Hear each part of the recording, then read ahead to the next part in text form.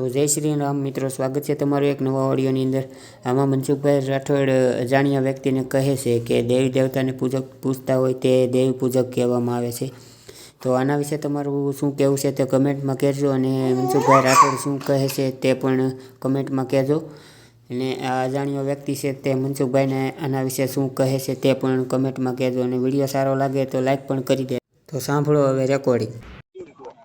Hello हाँ तो बोलो जय देवी पूजक मनसुख राठौड़ हैं जय देवी पूजक हेलो जय देवी पूजक काई समजाતું નથી દાદા।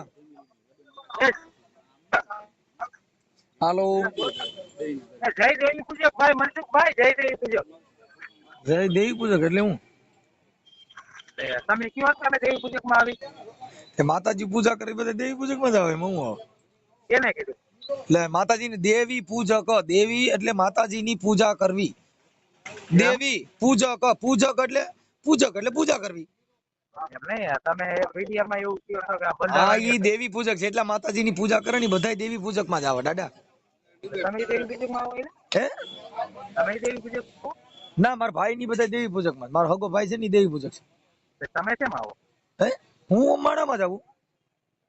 તમે આ ઓલા રસિકભાઈ હારે વાત કરો તમે દેવી પૂજક માં આવી એટલે પુલા પૂછતા હતા તઈ દેવી પૂજક હતો હું, પછી એમાંથી હું આ સુધરી ગયો ને એટલે પછી હું અટાણે વિજ્ઞાન સંશોધન વાળો માણસ થઈ ગયો, નકર હું 5-7 વર્ષ પહેલા દેવી પૂજક હતો। પછી મેં એમાંથી હું બારો નીકળ્યો।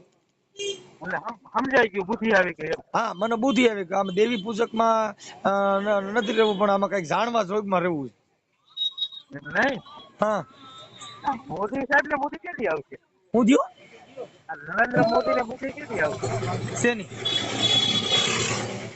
તો આ માતાજી માને ભલા મને રામ મંદિર વાળે કરોડો રૂપિયા એટલે એ તો બધાય માને, એ તો અમે માની છીએ, તમે માનતા હોય, એમાં માનવામાં કઈ થોડો એમાં પૈસા જોઈશે, એમાં થોડું સર્ટિફિકેટ જોઈએ। હે ભાઈ તું મને કને હું માનું કે નહીં એ માનવાનું હોય, એમાં કઈ કોઈનું પૂછવું પડે? હે ભાઈ હું માનું માનવાનું।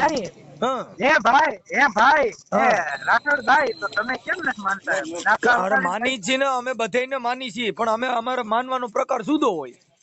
એમ તમે નહીં ઓલા વાંકાવરી જતા હોય, તમે એમ ન હોય, અમે ઉભા રહીને પગે લાગતા હોય। તો તમે ઉભા લાગો। હા એટલે મોઢો ખાલી ફેરફાર એટલે હોય, માણસમાં પરિવર્તનમાં, બુદ્ધિમાં, શબ્દમાં ફેરફાર હોય, બાકી બધા માણસ જ હોય। એટલે માનો છો તો નથી એમ ને? મારી વાત સાંભળો, તમે દેવી પૂજક છે, તમારા મોવારા કઈ સુદા વગર નો માગતો હોય એને કઈ ત્રાહા વગર એમ નહીં આવડો માણસ છે એને બાબરી પડે છે, નથી માનતો એને ટકો રહી ગયો, કેમ કે માનતો નથી બિચારો। પેલી ખામી તમારા એક તમે બોલવા નથી થયા। હવે હું આ તમે બોલવા દઉં, પણ તમે જવાબ દેશો એનો જવાબ હું તમને આપું ભાઈ। નહીં પણ મારી વાત તો સાંભળો। એમને તમે હાલો મારે તમે દેવી પૂજક છો અને તમે માનો છો, તમારે કઈ મોવારા રેશમી ઉગે ને અમારે કડક ઉગે એવું કઈ આવે? પણ એમ નહીં, અમારાથી કોઈને એમ ન કહેવાય કે અમે દલિત છીએ, અમે મૂળ નિવાસી। સાંભળો ઈ ભાષા નથી, ઈ કોઈ જાતિ નથી, દલિતની જાતિ નથી। દલિત શેમાંથી આવે? તો મિત્રો તમે આખો ઓડિયો સાંભળ્યો છે, તમને કેવો લાગ્યો એ કમેન્ટમાં જરૂરથી કહેજો, અને ચેનલ પર નવા આવ્યા તો સબસ્ક્રાઈબ કરી લેજો। જે આ મનસુખભાઈ રાઠોડ છે તે અજાણ્યા વ્યક્તિને કેવો જવાબ આપ્યો છે, અને ઓડિયો સારો રાખજો હોય તો લાઈક પણ કરી દેજો।